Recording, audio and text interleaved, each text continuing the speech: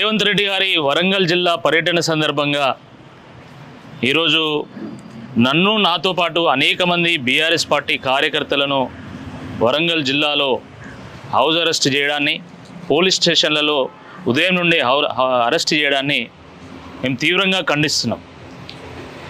మీది ప్రజాపాలన కదా, ప్రజాపాలనలో పోలీసుల పహారా ఎందుకు, నిర్బంధం ఎందుకు?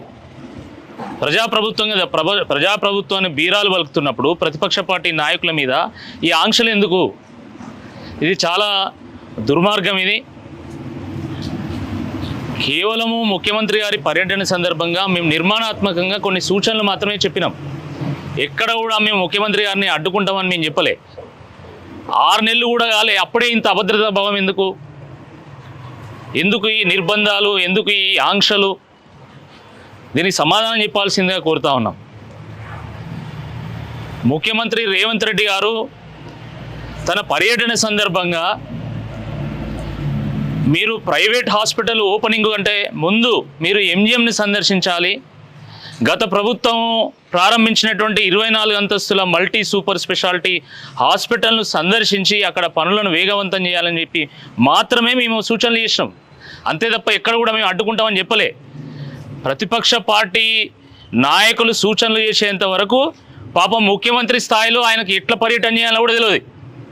నిన్న మా ప్రెస్ మీట్ తర్వాత సూపర్ స్పెషాలిటీ హాస్పిటల్ని సందర్శించాలని చెప్పి వాళ్ళు షెడ్యూల్లో పెట్టుకున్నారు.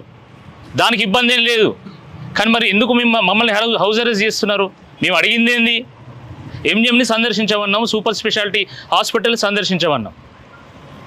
అదిగాక మా ఓరుగల్లు ఆత్మగౌరవానికి ప్రతీక అయినటువంటి ఈ కాకతీయ కళాతోరణము తొలగిస్తారా, ఉంచుతారా, మీ వైఖరి ఏందో స్పష్టం చేయమని నేను అడిగిన. దాంట్లో ఇబ్బంది ఏంది? ఇప్పటికైనా స్పష్టం చేయండి. రేవంత్ రెడ్డి గారు తన వైఖరిని స్పష్టం చేయకపోతే ఈ కాంగ్రెస్ పార్టీ నాయకులు, కాంగ్రెస్ పార్టీ ఎమ్మెల్యేలు, ఎంపీలు, ప్రజాప్రతినిధులు అందరూ కూడా పోయి రేవంత్ రెడ్డి గారి ఇంటి ముందు టెంట్ వేసుకొని ధర్నా చేయాల.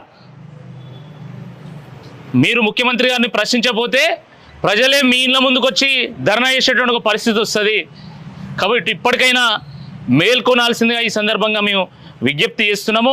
మీరు గత ప్రభుత్వం కంటే భిన్నమైనటువంటి ప్రభుత్వం అని చెప్పిండ్రు, ప్రజాప్రభుత్వం అని చెప్పిండ్రు. కాబట్టి మరి ఇలాంటి నిర్బంధాలను, ఇలాంటి ఆంక్షలను మీరు దయచేసి తొలగించండి. స్వేచ్ఛగా ప్రజలు ప్రశ్నించే విధంగా, స్వేచ్ఛగా ప్రజాస్వామ్యంగా ప్రజలు పోరాడే విధంగా మీరు అవకాశం కల్పించాల్సిందిగా ఈ సందర్భంగా మేము విజ్ఞప్తి చేస్తున్నాం.